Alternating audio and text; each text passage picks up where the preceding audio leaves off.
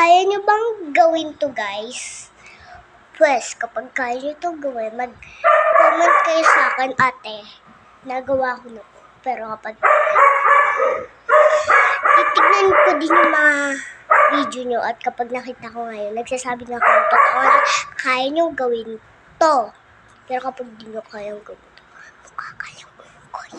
Tsaka din kayo, comment din kayo happy birthday sa ate ko. Kasi birthday na naman. Pero huwag kayo pupunta dito, wala kaming handa. Please, okay lang kung walang handa.